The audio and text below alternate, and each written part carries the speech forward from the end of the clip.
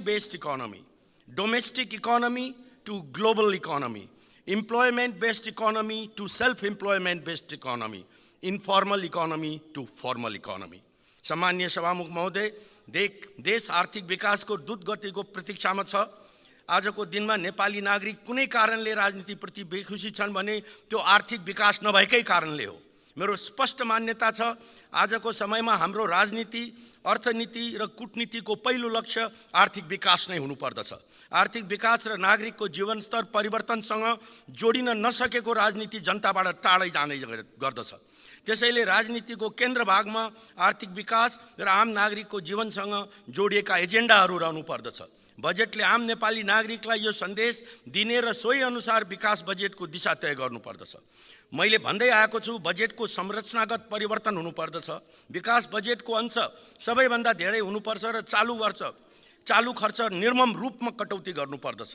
बजेटको बुँदा नम्बर 19 मा माननीय अर्थमन्त्रीज्यूले उल्लेख गर्नुभएको छ, साधारण खर्चमा वृद्धि हुँदै गएको छ। तलब भत्ता, सामाजिक सुरक्षा, वित्तीय हस्तान्तरण, प्रशासनिक खर्च लगायतको साधारण खर्च र बढ्दो ऋण भुक्तानीको दायित्व व्यवस्थापन गर्न 12 खरब 80 अरब विनियोजन गर्नु परेको छ। यो रकम कुल बजेटको 73% हुन आउँदछ। कुल बजेटको ठूलो हिस्सा यसरी छुट्याउनु पर्दा विकास कार्यका लागि स्रोत व्यवस्थापनमा चाप परेको छ। आगामी वर्षको बजेटमा चालु खर्चको अंश 65% र पुँजीगत बजेटको अंश केवल 17% रहेको छ। अर्थात् हामी 17 रुपैयाँको विकास गर्नका लागि 65 रुपैयाँ खर्च गर्ने तयारीमा छौँ।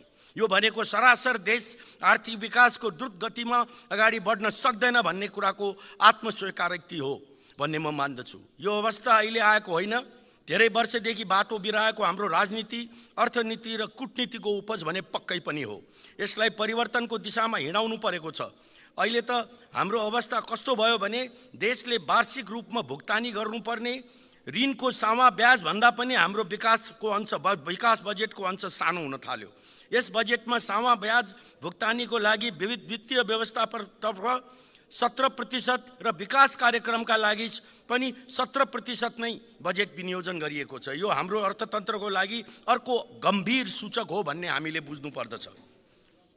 हामीले देशको समग्र अर्थतन्त्रको ट्रान्सफर्मेसनका लागि अत्यन्तै फराकिलो सोच लिनु पर्दछ। मान्य के हो राख्नुहोस्, हामी स्पष्ट हुनु पर्दछ।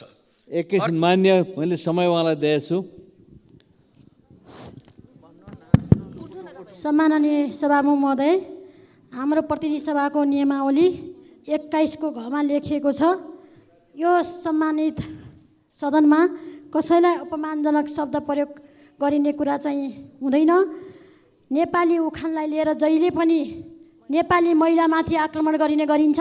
यो कुरा कहिलेदेखि अन्त्य हुन्छ, यो कुरा म सोध्न चाहन्छु। जहिले पनि उखान टुक्का गर्दा महिलामाथि नै यो सदनमा बोलिनु पर्ने।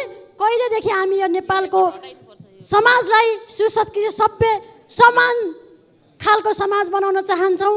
यो चाहिँ आपत्तिजनक शब्द छ। जब पर्यो राति तब बुढी ताती भन्ने जस्ता धेरैचोटि हामीले धेरै माननीयहरूका मुखबाट यस्ता उखान टुक्का सुनेका छौँ। अबका दिनदेखि आज यो उसबाट काटियोस्, रेकर्डबाट काटियोस् र आजका दिनदेखि कुनै पनि माननीय संसदहरूले महिलाका नाममा विगतमा परम्परागत ढङ्गले बोलिने त्यस्ता शब्दावली प्रयोग गरिने कुरा पनि अन्त्य गरियोस् भन्न चाहन्छु। मान्य सदस्य बसौँ। वक्ता मान्य सदस्यले छलफलमा भाग लिएर बोलिरहँदाखेरि जब पर्यो राति तब बुढी ताती भन्ने शब्दावली लैङ्गिक प्रयोग गर्नुभयो, जो लैङ्गिक मैत्री नभएकोले गर्दा रेकर्डबाट हटाउन म सचिवालयलाई निर्देशन गर्दछु यो शब्दलाई। मान्य सदस्य आफ्नो कुरा अगाडि लानुहोस्। आगामी वर्षको चालु बजेट खर्चको अंश 65% र पुँजीगत बजेटको अंश 70% छ। अर्थात् हामी 17 रुपैयाँको विकास गर्नका लागि 65 रुपैयाँ खर्च गर्ने तयारीमा छौँ। यो भनेको सरकार सरासर देश आर्थिक विकासको द्रुत गतिमा अगाडि बढ्न सक्दैन भन्ने कुराको आत्मस्वीकारोक्ति हो। यो अवस्था अहिले आएको होइन, धेरै वर्षदेखि बाटो बिराएको हाम्रो राजनीति, अर्थनीति र कूटनीतिको उपज भन्ने पक्कै पनि हो। यसलाई परिवर्तनको दिशामा हिँडाउनु परेको छ। अहिले त हाम्रो अवस्था कस्तो भयो भने देशले वार्षिक रूपमा भुक्तानी गर्नुपर्ने ऋणको सावा ब्याज भन्दा हाम्रो विकास बजेटको अंश सानो हुन थाल्यो। यस बजेटमा सामा ब्याज भुक्तानीका लागि वित्तीय व्यवस्थातर्फ 17.55% र विकास व्यवस्था कार्यक्रमका लागि पुँजीगततर्फ 17.25% बजेट विनियोजन भएको छ। यो हाम्रो अर्थतन्त्रको लागि अर्को गम्भीर सूचक हो भन्ने हामीले बुझ्नु पर्दछ। हामीले देशको समग्र अर्थतन्त्रको ट्रान्सफर्मेसनका लागि अत्यन्तै फराकिलो सोच लिन सक्नु पर्दछ। हामी स्पष्ट हुनु पर्दछ। अर्थतन्त्रलाई अर्को तहमा नेक्स्ट लेभलमा पुर्याउन हामीसँग केवल दुईटा विकल्प छन्। पहिलो जलविद्युतको निर्यात र दोस्रो पर्यटन प्रवर्धन। भारतका सम्माननीय प्रधानमन्त्री नरेन्द्र मोदीले नेपालबाट भारतले 10 वर्षमा 10,000 मेगावाट विद्युत खरिद गर्न चाहेको सार्वजनिक घोषणा गर्नुभएको छ। अब हामीले सोच्नुपर्छ कि के हामी 10 वर्षमा भारतलाई 10,000 मेगावाट विद्युत बेच्न सक्ने हैसियतमा पुग्ने छौँ त? त्यसका लागि हामीले कुन कुन परियोजनामा काम गर्दैछौँ? के दुनियाँका उत्पादकहरूले बजार खोजिरहेको बेलामा हामीसँग यस्तो चिज जसलाई बजारले खोजिरहेको छ तर हामीले के दिन सकेका छौँ? अहिले हाम्रो अवस्था कस्तो छ भने जलविद्युत परियोजनाका लागि 35 सरकारी निकाय, 26 विभाग र 7 वटा मन्त्रालयबाट लगानी स्वीकृतिको चक्र पुरा गर्नुपर्दछ। यस पृष्ठभूमिमा लगानी बोर्डको औचित्यमाथि प्रश्न उठ्छ के हामीले यही नीति बेहोर्नका लागि लगानी बोर्डलाई एउटा सिंगल विन्डोको नाममा स्थापना गरेका थियौँ? लगानी बोर्ड जस्ता संस्थाले लगानीकर्ता र सरकार बीच सेतु बन्ने, लगानीका लागि मार्केटिङ टुलको रूपमा काम गर्नमा सफलता पाएको अन्य मुलुकको उदाहरणका आधारमा यसको स्थापना भएको थियो। विश्वव्यापी रूपमा मुलुकका कूटनीतिक मिसन समेतको सहयोगमा लगानी प्रवर्धन गर्नुपर्ने बोर्ड अर्को दिशातर्फ मोडियो। यो हरेक मन्त्रालयको प्रतिद्वन्दी रूपमा विकास भयो। बजेटमा मुद्दा नम्बर 180 पर्यटन प्रवर्धनका लागि 22-23 र 32 सम्मलाई पर्यटन दशकको रूपमा मनाउने घोषणा गरिएको छ। सन् 2023 मा 10 लाख पर्यटन भित्राउने लक्ष्य लिएको छ। 2023 मा 5 महिनामा 4 लाख पर्यटक भित्रिएको तथ्य सकारात्मक छ। छिमेकी मुलुक भारत र चीनसँग हाम्रो कूटनीतिलाई प्रभावकारी बनाउने हो भने आगामी 5 वर्षमा नेपालमा 50 लाख पर्यटक भित्राउन सकिन्छ भन्ने मेरो मान्यता हो। 50 लाख पर्यटक नेपाल भित्रिनु भनेको हाम्रो बेरोजगारीको समस्या करिब 100%ले समाधान गर्नु मात्र नभई हाल विदेशमा रहेका 50 लाख भन्दा बढी नेपालीलाई पनि स्वदेश फर्काउन सकिन्छ। काठमाडौँ, पोखरा, भैरवाबाट भारत र चीनका सेकेन्ड टियर सिटिजहरूमा सिटी टु सिटी उडानको व्यवस्था मिलाउनु अत्यन्तै जरुरी छ। भारतका गोरखपुर र दरभङ्गाका एयरपोर्टहरूमा उडान नामक स्किमले ल्याएको रूपान्तरकारी परिवर्तन हाम्रा आँखा अगाडि छन्। गौतम बुद्ध अन्तर्राष्ट्रिय विमानस्थल, पोखरा अन्तर्राष्ट्रिय विमानस्थलबाट अन्तर्राष्ट्रिय उडान हुन सकेको छैन। अरबौं लगानी गरेर निर्माण गरिएका पूर्वाधारलाई अधिकतम उपयोग गर्ने रणनीति बनाइनु पर्दछ। अन्तर्राष्ट्रिय विमानस्थल सञ्चालनमा हामीले धेरै अनुभव हासिल गर्न बाँकी छ। त्यसैले यी दुईटा विमानस्थललाई व्यवस्थित रूपमा सञ्चालन गर्न अन्तर्राष्ट्रिय एयरलाइनहरूको सञ्जालमा राम्रो पकड रहेका विश्वका ठुलो विमानस्थल सञ्चालकका अनुभवी कम्पनीहरूलाई संलग्न गराउनु उचित देखिन्छ। कम्तीमा पनि विमानस्थल निर्माण गर्दा लिएको ऋणको सामा ब्याज भुक्तानीका लागि यिनै विमानस्थलबाट आम्दानी गर्न सक्नुपर्दछ। अन्यथा त्यसका लागि समेत राजस्वमै भार पर्ने र फेरि पनि ऋण लिनुपर्ने अवस्था आउन सक्छ भन्ने कुरा हामीले गहिरोसँग बुझ्नु पर्दछ। बजेटको बुँदा नम्बर 494 मा आगामी आर्थिक वर्षमा 6% को आर्थिक वृद्धि दर हासिल गर्ने लक्ष्य लिएको छ। चालु आर्थिक वर्षको 2% को हाराहारीमा मात्रै आर्थिक वृद्धि दर हासिल हुने पृष्ठभूमिमा यो लक्ष्य हासिल गर्न कडा मेहनत गर्नुपर्नेछ।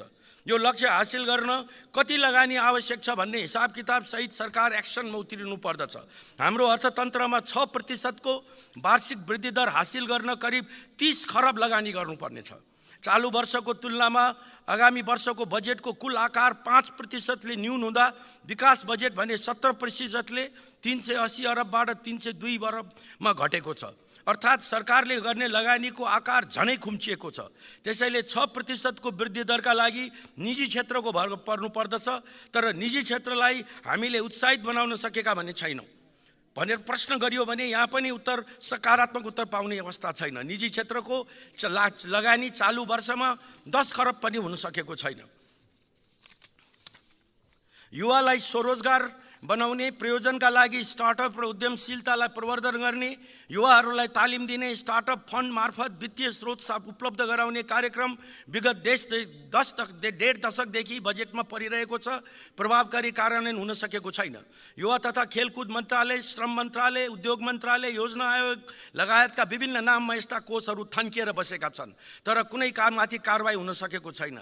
यी सबै कोषहरूलाई एकत्रित गरी युवाहरूलाई सही तालिम तथा प्रशिक्षण प्रदान गर्ने र वित्तीय पहुँचमा जोड्ने काम लगाउन सकिन्छ र यो प्रयोजनका लागि देशभरि छरिएर बसेका बैंक तथा वित्तीय संस्थाका 5000 भन्दा बढी शाखालाई त्यो प्रशिक्षण र बिना धितो ऋणको समुचित प्रयोग गर्ने एकीकृत थलोको रूपमा विकास गर्नुपर्दछ।